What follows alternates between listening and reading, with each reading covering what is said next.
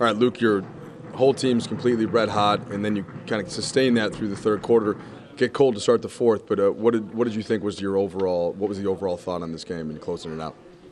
I'm real happy with the guy. I mean, it's hard to be on the road this long, and then obviously All-Star break right around the corner, and you're not a playoff team, so everything that you're bringing is what you're mustering up from within, because it matters and you care.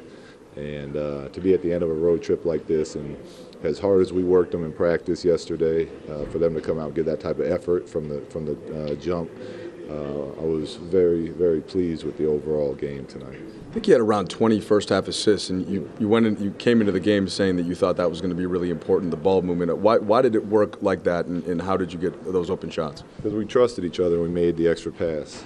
We were attacking, we weren't settling.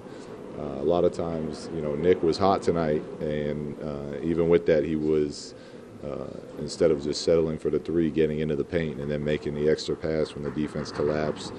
I thought Jordan Clarkson did a great job of as soon as we put him in, he was putting pressure downhill on the defense and hitting the bigs and letting Zoo and Larry work their big-to-big game.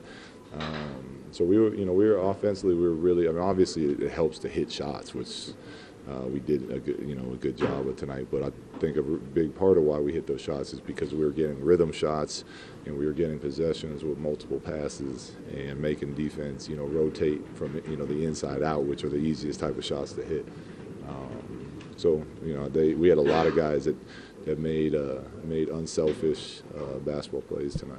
What did the starters do when you put them back in that fourth quarter after the 14-0 run to settle things down? And how were you thinking about, as that run was going on, that you had to start get them back in the game?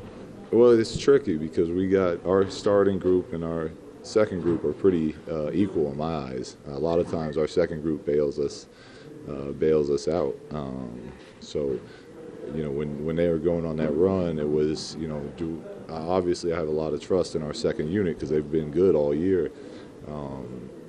But the ball stopped moving. It completely stopped moving. We were getting every shot down with 2-3 seconds left in the shot clock.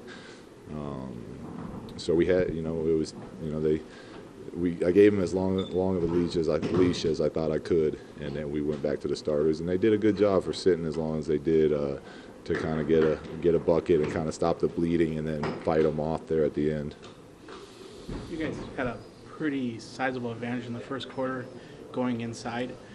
Is that something you guys wanted to concentrate on early, going against them inside, and then kind of even out, but at least in the first quarter? Well, the way we try to coach and the way we want to play is we want to take what the defense gives us, and we know we have guards that are very good at scoring the ball, and a lot of teams that we play, their game plan is to take the ball out of their hands, and we keep telling them if that's the case, trust the pass.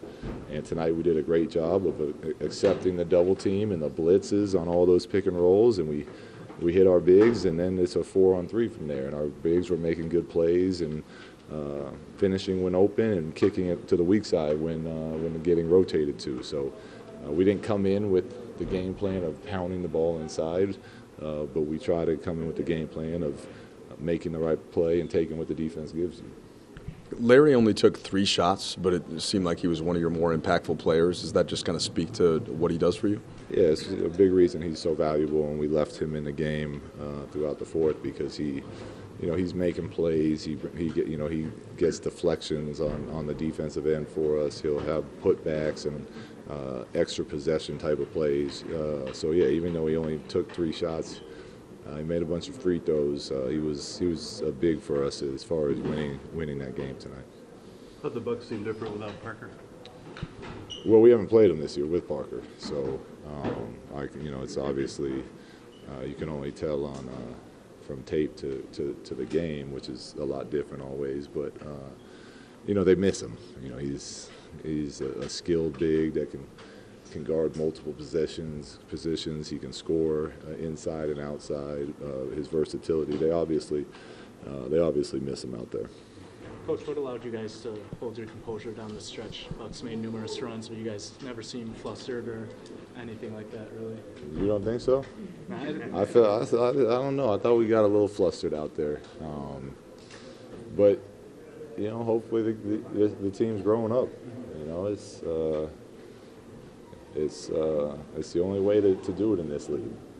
The guys on other teams that know how to handle that situation, they know how to handle it because they've been through it. We have a lot of guys that are learning how to go through it, and obviously you don't want to have a game end like that, but it's a great learning opportunity, and it's a great experience for a lot of those guys in the locker room. Was that just that fourth quarter? Did you see that just as running out of gas? No, I thought to me it was more we stopped being the aggressors. Literally every single possession turned into a last-second heave at the shot clock, and then they got such great athletes and length that they would get those long rebounds, and they were just running the ball and laying it up and hitting threes and transitioning. So I don't think we ran out of gas as much as we just got too conservative. What do you take away from this road trip?